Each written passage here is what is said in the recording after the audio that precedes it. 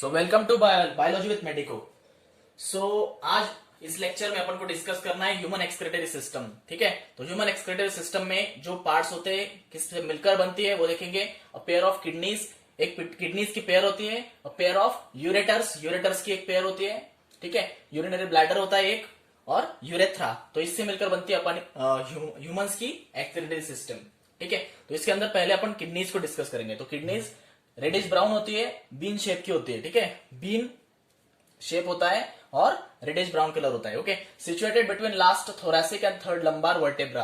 तो last thoracic और third lumbar vertebra के बीच में जो लेवल होता है उस लेवल पे किडनी जो होती है सिचुएटेड होती है। ठीक है, close to dorsal inner wall of abdominal cavity. और जो कहां पर होता है, एब्डोमिनल कैविटी की जो इनर वॉल होती है उसकी डॉर्सल साइड पे, मतलब close to dorsal inner wall of abdominal cavity. ठीक है, अभी लेंथ देख लेते हैं। लेंथ है 10 to 12 सेंटीमीटर, बाद में विड्थ 5 to 7 सेंटीमीटर, किडनी की थिकनेस जो है 2 to 3 सेंटीमीटर, एवरेज वेट 170 ग्राम।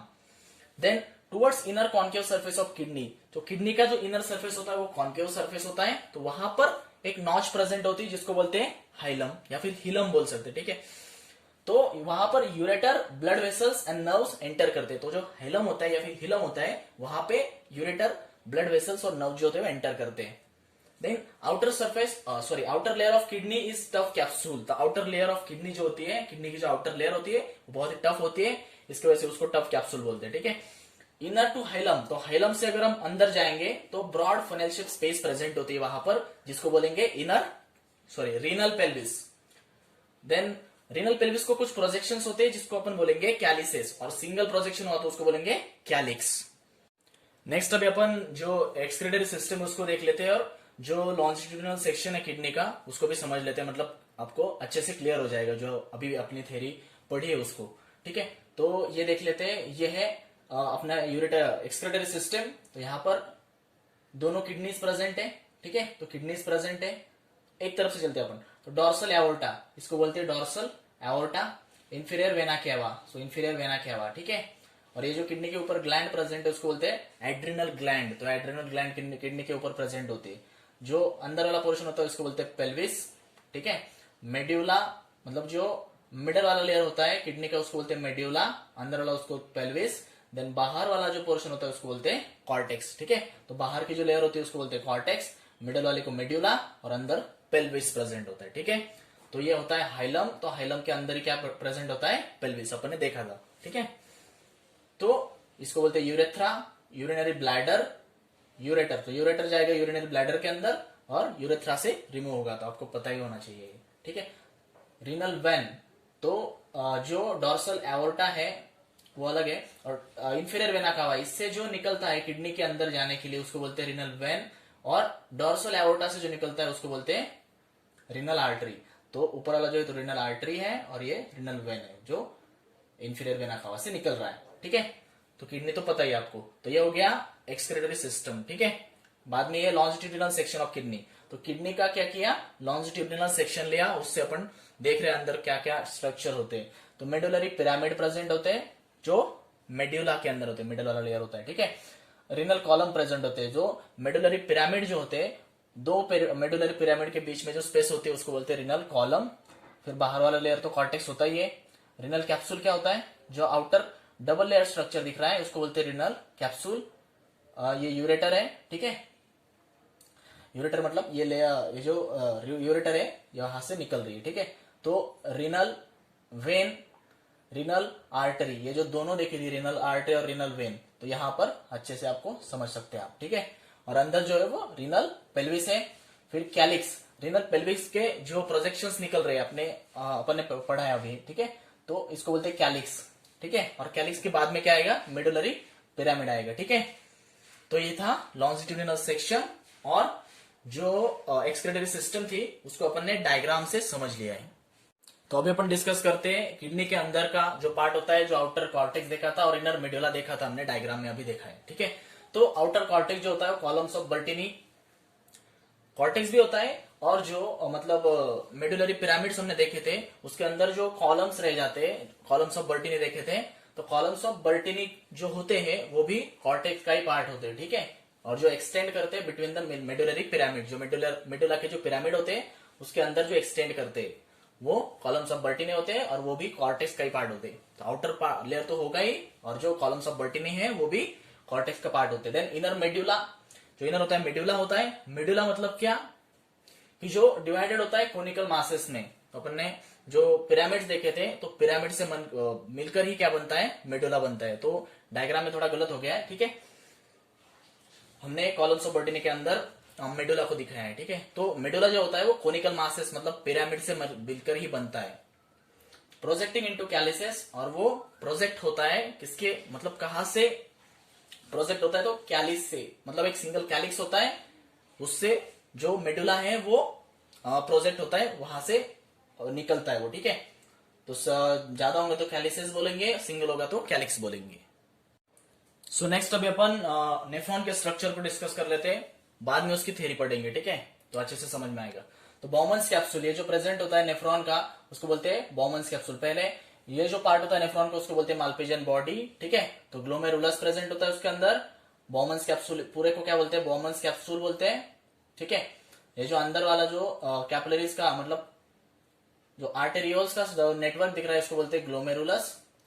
ये इसको बोलते हैं इफेरेंट आर्टेरियोल, एफेरेंट आर्टेरियोल। तो एफेरेंट आर्टेरियोल थोड़ा उसका जो ल्यूमेन होता है वो बड़ा होता है इफेरेंट आर्टेरियोल के, ठीक है। तो ये ब्रॉड होता है, ये थोड़ा मतलब थिन होता है इससे, ठीक है। फर्क समझ में आ गया। ये जो यहाँ पर प्रॉक्सिमल कन्वोल्यूटेड ट्यूब्यूल स्टार्ट होती है, ठीक है। तो इसको बोलते हैं प्रॉक्सिमल कन्वोल्यूटेड ट्यूब्यूल, पीसीटी, ठीक है। ये समझ में आ गया। बाद में अभी इसको डिस्कस कर लेते हैं। तो ग्लोमेरुलस तो देख लिया, माल्पिजियन बॉडी देख लिया, एफेरेंट आर्टेरियोल, इफेरेंट आर्टेरियोल, ठीक है, देख लिया। पीसीटी यहाँ पे जो निकलता है इसको बोलते हैं पीसीटी, प्रॉक्सिमल कन्वोल्यूटेड ट्यूब्यूल, ठीक है। ये जो बहुत ही मतलब ज्यादा कॉइल स्ट्रक्चर होता है वो नेफ्रॉन का, ठीक है। देन यहां से आने के बाद प्रॉक्सिमल पीसीटी से बाद में यहाँ पर ये जो स्ट्रक्चर प्रेजेंट होता है वो नीचे जा रहा है, ठीक है। तो इसको बोलते हैं डिसेंडिंग लूप और इसको बोलते हैं एसेंडिंग लूप, और ये दोनों मिलके क्या फॉर्म करता है, लूप ऑफ हेनले। इसको बोलते हैं loop of Henley, descending loop, ascending loop, ठीक है। और ये जो मतलब इफेरेंट आर्टेरियोल से निकल रहा है, ये जो आर्टेरियोल का स्ट्रक्चर दिख रहा है यहां पर, तो इस स्ट्रक्चर को ही बोलते हैं नेटवर्क को वासा रेक्टा, ठीक है। और ये बाद में लूप ऑफ हेनले के बाद में जो ट्यूब्यूल है वो हाथ पर जाती है, एक कन्वोल्यूशन फॉर्म होते हैं जिसको डिस्टल कन्वोल्यूटेड ट्यूब्यूल बोलते हैं। ये कम कन्वोल्यूटेड होता है, सबसे ज्यादा प्रॉक्सिमल कन्वोल्यूटेड ट्यूब्यूल ज्यादा कॉइल्ड होता है डिस्टल कन्वोल्यूटेड ट्यूब्यूल के कंपैरिजन में।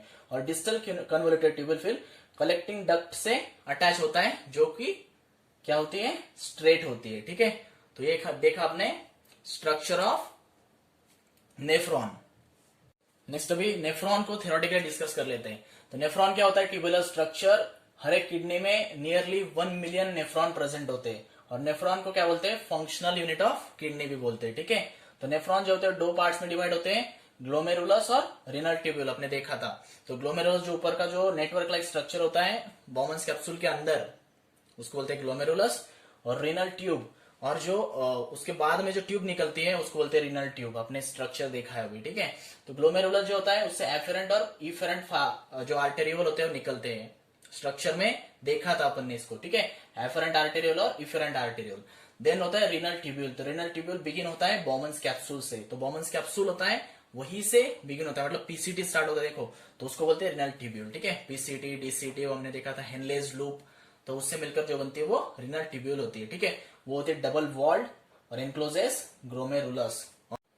नेक्स्ट अपन देख लेते हैं जो फिल्ट्रेशन प्रोसेस होती है उसका पाथ कैसे होता है। तो ग्लोमेरुलस और बॉमन्स कैप्सूल उसको मिलकर बोलते हैं माल्पिजियन बॉडी बोलते हैं, या फिर रिनल कार्पुस्कल बोलते हैं, ठीक है। तो वहां से फिर फिल्ट्रेशन के लिए कहां पे जाएगा, पीसीटी, प्रॉक्सिमल कन्वोल्यूटेड ट्यूब्यूल जो हाईली कॉइल्ड होते हैं, उसके बाद में जाएगा